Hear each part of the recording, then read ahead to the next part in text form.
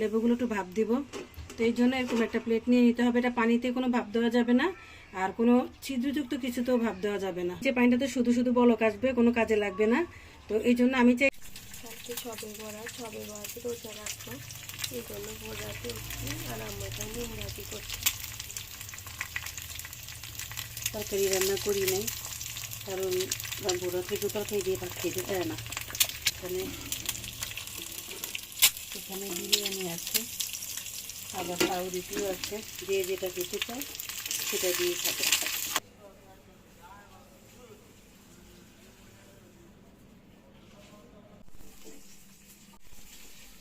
দেখেন রোজা রমজানের দিন আম্মু এগুলা কি শুরু করছে। আম্মুকে আর কি বলতাম আমি, কোনো কিছুই ফেলবো না। তো এখন তো রোজা রাখছি, তো এখন রান্না বাড়া কোনো কিছুই নাই। এখন কি করব, আর এই খোসাগুলো কি ফেলে দেবো? দেখেন খোসাগুলো অনেক ভালো, আর এগুলো না গ্রানটা অনেক সুন্দর। তো এই জন্য আমি ভাবছি এগুলো দিয়ে আচার বানিয়ে ফেলি। আম্মুর না রেস্ট করতে ইচ্ছা করে না, এটা সত্যি কথা। এখন সরিষার তেল নেই, অল্প একটু আছে। ছেলেকে বলতেছি যে একটু যাও না, একটু যাও না। তো ওরা কেউ যেতে চাইছে না, আমাকে সরিষার তেল এনে দিতে পারবে না ওরা। তাহলে কি করব, আমার তো এটা বানাতেই হবে, না হলে নষ্ট হয়ে যাবে। তো এই জন্য আমি এখন সব আচারের তেল থেকে সরষের তেলটা নিয়ে নেব। আম্মু বলে যে এখন আমি নিয়ে আয় কাজ সারি, তারপরে আবার ঢালি দিব আচারে। দেখেন আম্মুর অবস্থা। এখানে অনেক সরষের তেল আছে, তো আমি এগুলো একটু নিয়ে নিই। যারা সব সময় কাজে ব্যস্ত থাকে তারা আসলে ফ্রি টাইমটাকেও কাজে লাগায় মনে হয়। আসলে আমার কাজ করতে কিন্তু অতটা ভালো লাগে না, কিন্তু তারপরও মানে কাজ করতে করতে এমন একটা অভ্যাস হয়েছে। বিশ্বক্ষণ থেকে তিশা এই চ্যানেল খুলছে, তারপরে পেজ খুলছে, তখন থেকে আমি এই কাজে আসক্ত হয়ে গেছি। এই আচারটা একটু দেখাও তো আম্মু, এটা আব্বু তৈরি করছে। এটা কিন্তু জলপাইয়ের মিষ্টি আচার, এত মজা হয়েছে যে আমরা সবাই শেষ করে ফেলছি। আর ওর বাবা কিন্তু ভালো আচারও তৈরি করতে পারে, জানেন, আমার থেকেও ভালো পারে। এটা হচ্ছে চাইলতার আচার, আমরা বেশিরভাগ সব আচারই শেষ করে ফেলি, আমাদের ঘরে 1 মাসের বেশি আচার থাকে না। অন্য কিছু চিন্তা ভাবনা করতেছে বক্স নিয়ে। আর এখানে একটু আছে। এইরকম আচারের রেসিপি মনে হয় পুরো ইউটিউবে আর মানুষ খুঁজে পাবে না আম্মু। কি করব, ঘরের সব জোগাড় দিয়ে আজকে আমি আচারটা তৈরি করব, না হলে এগুলো নষ্ট হয়ে যাবে। পরে আবার সরিষার তেল গরম করে তারপরে আবার সবগুলো বয়মে ঢেলে দেব। আচারের রেসিপি যদি আমার নানু দেখতো, বলতো যে কি মেয়ে বানাইলাম, কারণ আমার নানুর আচারের রেকর্ড আছে বানানোর। আমার মা হইলে কখনোই আচারগুলো বানাতো না। আমার মা মানে অনেক একটা শৌখিন মানুষ, তো উনি সবসময় পারফেক্ট জিনিস পছন্দ করে। তো এরকম খোসা দিয়ে উনি কখনোই বানাতো না, উনি গোটা লেবু দিয়েই বানাই আর ফেলতো। আম্মু সবসময় আনপারফেক্ট জিনিস। আমার আর আমার মায়ের মাঝে অনেক তফাৎ। লেবুর আচার বানানোর জন্য আম্মু লেবুগুলোকে ছোট ছোট করে কেটে নিচ্ছে, পাতলা পাতলা করে। প্রথম আমি লেবুর খোসার আচার বানাচ্ছি, তো এটা কেমন হবে আমি জানি না। যদি ভালো হয় তাহলে আমি সারা সারা বছরে লেবু চোখলা ফালাবো না, শুধু আচারই বানাবো। আর যদি খারাপ হয় তাহলে আর জীবনও বানাইতাম না।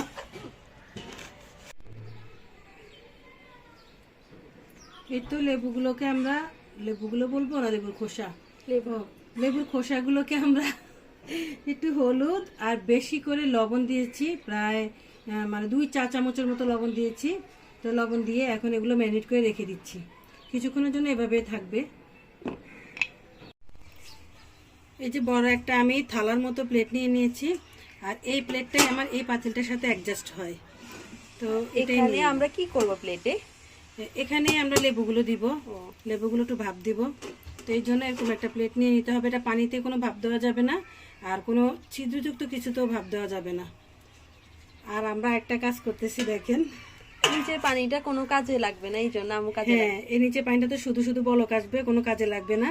তো এই জন্য আমি চাইছি যে আমি আবার ভুট্টা সিদ্ধ করব, যেটা আমি মানে চুলে রেখেছি সকালেই। তো এগুলোকে আমি পানিতে দিয়ে সিদ্ধ করে নিচ্ছি, কারণ ইচ্ছাইতে আমু ভুট্টা সিদ্ধ খাবে, এই জন্য। এই জন্য তাই ভাবছি যে একই গ্যাসে 2টা কাজ করে ফেলি, কারণ গ্যাসের দাম অনেক বেশি। আমু চাইনাদের বুদ্ধি কাজে লাগায়। আর এখন এটা বলক আনার পর তারপর আমি লেবুগুলো দেব। এই যে লেবু খোসাগুলো এখন ভাপে দিয়ে দিয়েছি, প্রায় আধা ঘন্টার মতো এটা ভাপ হবে, তারপর তুলে নেব। উল্টে পাল্টে দিতে হবে না? না, উল্টে পাল্টে দিতে হবে না, এভাবেই থাকবে। এই তো একদম সিদ্ধ হয়ে গেছে, আম্মু অনেক সুন্দর লাগছে দেখতে কিন্তু। হ্যাঁ সত্যি, হ্যাঁ, হ্যাঁ অনেকটা সিল্কি সিল্কি লাগতেছে না? সিদ্ধ হয়ে গেছে ভিতরে ভুট্টাগুলোর কি অবস্থা? কি জানি, তো দেখতেছি এখন, তো তুলতেই পারতেছি না।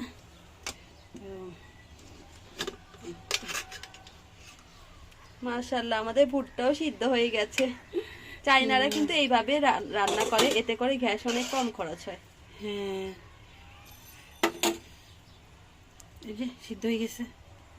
এই তো আমাদের আচার একদম রেডি, কিন্তু এখন টেস্ট করতে পারবো না, ইফতারি পরে টেস্ট করতে এই হবে। আচারটা আপনার মুখে যখন রুচি থাকবে না, তখন একটু খাইয়ে দেখিয়ে এত ভালো লাগবে। খিচুড়ির সাথে কিন্তু খুব টেস্ট হবে, খুবই খুবই মজা হবে। লেবু নিতে হবে না, আর এটাতেই লেবুর ফ্লেভার অনেক সুন্দর আছে। দেখ কি সুন্দর একটা কালার আসছে। তো আর একটু ফুলকম এই যে কি সুন্দর একটা কালার আসছে, একদম সিদ্ধ হয়ে গেছে। খাওয়ার জন্য টমেটো ভর্তা। আর ইফতারিতে কি আজকে কেমন? আজকে আমাদের ইফতারিতে হচ্ছে পাউরুটির পিৎজা। আর তো এই পাউরুটি পিজাটা আমরা ওভেনে তৈরি করব, এই জন্য আম্মু ভাবছে নিচে তাকে টমেটো দিয়ে দেয়, দিয়ে দিই, এতে করে টমেটো ভর্তাটাও হয়ে যাবে। হ্যাঁ, তো এটা করব আর পেঁয়াজু বানাবো, পেঁয়াজু। গ্যাসের অনেক দাম, এই জন্য গ্যাস বাঁচানোর জন্য যতটুকু সময় চেষ্টা করি। চিজটা রাখছি, পরে গ্রেট করব। আর এখানে এই যে পেঁয়াজুর ডাল আগেই করা আছে, এই যে আগেরই করা আছে। এখন শুধু পেঁয়াজ মরিচ কাটবো, ধনিয়া পাতা কাটবো, তারপর মাখাবো, ভেজে ফেলবো। জন্য সবকিছু রেডি করছি। সকালবেলা পাউরুটি নিয়ে আসছিল, তো ওখান থেকে কয়েক পিস বেঁচে গেছে। যেহেতু আমরা আজকে রোজা ছিলাম, এখানে 4 পিস নিয়ে নিছি, আর বাকিগুলো থাক। ভাবছি এগুলো দিয়ে একটু পিৎজা বানাই ফেলি, তাহলে আমাদের ইফতারি আয়োজনটা হয়ে যাবে। পিৎজা বানানোর সময় পাউরুটি সবসময় শক্ত হয়ে যায়। হ্যাঁ, এই জন্য আমি সবসময় পাউরুটিতে একটু পানি দিয়ে দেই, পানি দিলে আর শক্ত হয় না। ভর্তার জন্য টমেটো, মরিচ, পেঁয়াজ আমরা কেটে রেখেছে। এটা আমাদের হোমমেড সস। ইনশাল্লাহ এখনো ভালো আছে। তো অনেকেই বলে যে যখনই বানাই তখনই নষ্ট হয়ে যায়, তো এখনো আল্লাহর রহমতে ভালোই আছে। বেশি বেশি করে দিয়ে দাও না? হ্যাঁ, বেশি বেশি করে দিচ্ছি। তো হোমমেড সসগুলো আসলে বেশি দিন টিকে না, কারণ আমরা তো অনেক রকমের মেডিসিন দেই না, তো আমরা তো সাধারণভাবে তৈরি করি, এই জন্য বেশি দিন টিকে না। কিন্তু একদম যে কম টিকে তাও না। কিন্তু ডিপে রাখলে 1 মাসও খাওয়া যায়। হ্যাঁ, কিন্তু ডিপে রাখলে 1 মাসও খেতে পারবেন। একটু মানে যখনই খাবেন বেশি করে বের করে গরম করে আবার এরকম একটা বোতলে ঢুকাই দিবেন, ওই আগের বোতলটাতে ঢুকাই দিবেন, তাহলেই হবে। বেশি করে দিয়ে দিলাম। এখন টমেটো সিজন, এখনই তো বেশি বেশি খাবো, তাই না? তাই বেশি বেশি করে খেয়ে ফেললেই হয়। এখন যখনই এরকম আমরা বানাই, তখন আমরা একটু বেশি বেশি করে খেয়ে ফেলি, তাহলে আর জিনিসটা নষ্ট হয় না। আর অন্তত কমপক্ষে 2-3 মাস আমরা কিনা থেকে বিরত থাকতে পারি। বেশি করে টমেটো সস দিলেও ভালোই লাগে, খারাপ লাগে না। আমরা তো এটাই চাই। এখন সসেস দিয়ে দিচ্ছি। আর মাত্র 30 মিনিট বাকি আছে, এই জন্য আমরা তাড়াতাড়ি করে রেডি করে নিচ্ছি। শীতকালে অনেক তাড়াতাড়ি সময় চলে যায়। হ্যাঁ, অনেক তাড়াতাড়ি যায়, বেশি সময় আর নেই। পেঁয়াজগুলো একটু ভাঙা ভাঙা করে দেই, তাহলে ভালো লাগবে না? আমার কাছে কেন যেন এই পিজার ভিতরে পেঁয়াজ দিলে ভালো লাগে খাইতে। তারপর দিয়ে দিব একটু কাঁচামরিচ। কাঁচামরিচটাও কিন্তু ভালোই লাগে খাইতে, একটু ঝাল ঝাল হয়। তারপর একটু ধনেপাতাও দিয়ে দিই। ধনেপাতাও দিবা? হ্যাঁ, আম্মুর পিজে আপনারা ধনেপাতার ফ্লেভারও পাবেন, কারণ আম্মু আগে আপনারা যারা ভিডিও পুরোটা দেখেন তারা জানে যে আম্মু ধনেপাতা অনেক পছন্দ করে।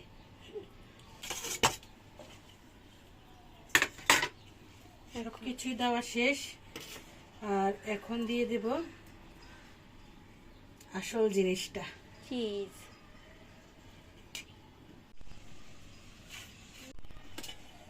আর যে ভর্তাটা বানাবো এটা ভালো করে ঢাকনা দিয়ে দিলাম।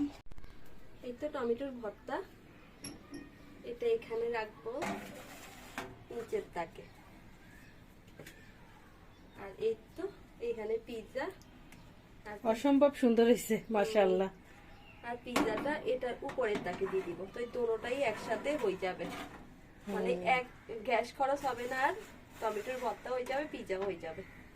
একটু দেখি, এই যে উপরে উপরে পিৎজা আর নিচে টমেটো। আর এখন ঢাকনাটা আটকে দিব, আর সময় দিয়ে দিব 30 মিনিট। এই ওভেন আমি এখনো কিছু চালাতে পারি না, তুই সেই চালায়। এখন আমি টাইম সেট করতে পারি না। তো যাই হোক, এই তো আর কিছুক্ষণ পরে দেখাবো হচ্ছে। রাতের জন্য এই যে রেডি করে নিয়েছি। রাতের জন্য কিছু একটা রান্না করতে হবে, তাই ডিম আর আলু দিয়ে তারপর ডিম রান্না করব। ডিমটাও সিদ্ধ করছি, আলুটাও সিদ্ধ করছি, আর টমেটো ভর্তা, আর সাথে টমেটো ভর্তা।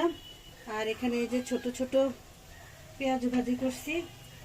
তো কিছুটা ছোট ছোট আমি ইফতারের সাথে খাবো, আর এই কদ্দুর বড় করে করব, মানে বড় বড় করে ভাজবো, তাহলে ভাত দিয়ে খেতে পারবো।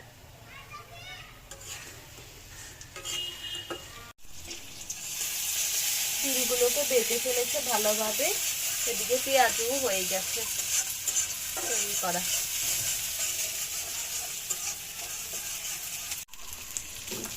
আমার এই ডিম ভুনাটা অনেক মজার হয়।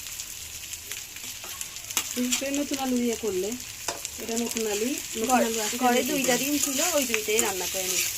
রাতের বেলা তো ওই জন্য অতটা বেশি প্রয়োজন নেই, যেহেতু ইফতারি করবে সবাই, ইফতারি খেয়ে সবার পেট ভরে যাবে। এটা হচ্ছে আমার অনেক শর্টকাট একটা রান্না। আমি সবসময় বেশিরভাগই যখন আমার সময় থাকে না, আমি এই শর্টকাটে এভাবে ডিম আর আলু একসাথে সিদ্ধ বসিয়ে দিই, বাস অল্প সময়ে রান্নাটাও হয়ে যায়।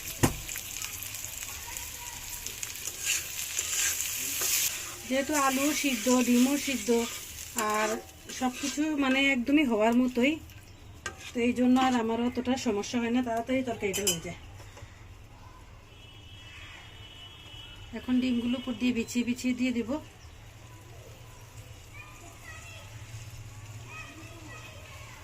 আর সাথে দিয়ে দিব একটু ধনিয়া পাতা। ব্যাস কিছুক্ষণ বলক আসলেই তরকারিটা হয়ে যাবে, বেশিক্ষণ লাগবে না।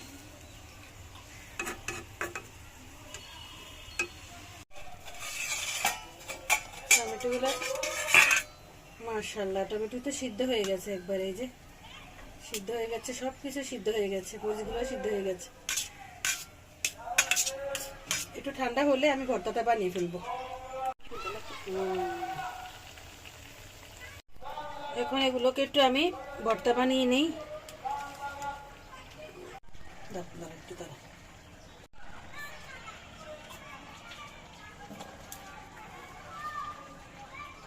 বেশি করে ধনিয়া পাতা দিয়ে দিলাম, লবণ মনে একটু বেশি হবে। আজকের এই ভর্তা রে কি মজা যে হবে। আপনারা চাইলে এরকম ওভেনে ভর্তা আরামসে বানিয়ে ফেলতে পারবেন, 5 মিনিটেই টমেটো একদম গলে যায়। হ্যাঁ, কিন্তু এখন গ্যাসের দাম অনেক বেশি, তেসার জন্য মনে হয় না এই ভর্তা বাগে পামো, কারণ ও অনেক প্রিয় এই ভর্তা ওর। যাই হোক, এই তো ভর্তাটা হয়ে গেছে। ওভেনে কি সুন্দর ভর্তা বানিয়ে ফেলছে, দেখেছেন? এই যে এই তো লেবুর খোসার ভর্তাটা বক্সে ভরে ফেলেছি, এখন ফ্রিজে রেখে দিব। আম্মু কালকে তেল নিয়ে আসলে তারপর তেল ঢেলে দিবে। একটু ঢাকনা দিয়ে রেখে দিব। আলহামদুলিল্লাহ সবকিছু একদম তৈরি করে ফেলেছি। এটা হচ্ছে পিজা, আমাদের পাউরুটি পিজা শর্টকাট। একটা দেখিয়ে দেই, এই যে কতটা সুন্দর হয়েছে, বাইজে গেছে।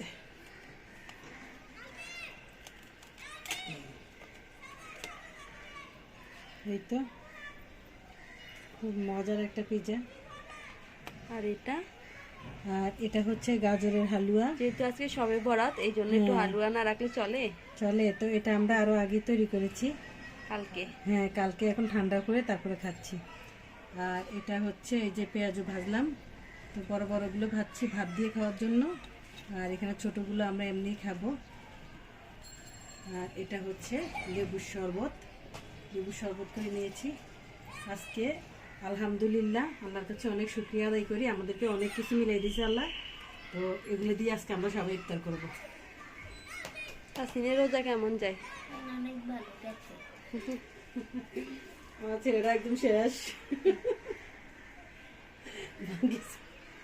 তাহলে সবাই ভালো থাকবেন, সুস্থ থাকবেন, আর আমাদেরকে দোয়ায় মনে রাখবেন। আল্লাহ হাফেজ। আমরা আপনাদের জন্য দোয়া করি, আপনারা আমাদের জন্য দোয়া করবেন। আর আপনাদের আজকের দিনটা মানে শরবতের দিনটা, রাতটা কেমন কেটেছে অবশ্যই কমেন্ট করে বলবেন। ভালো থাকবেন, আল্লাহ হাফেজ।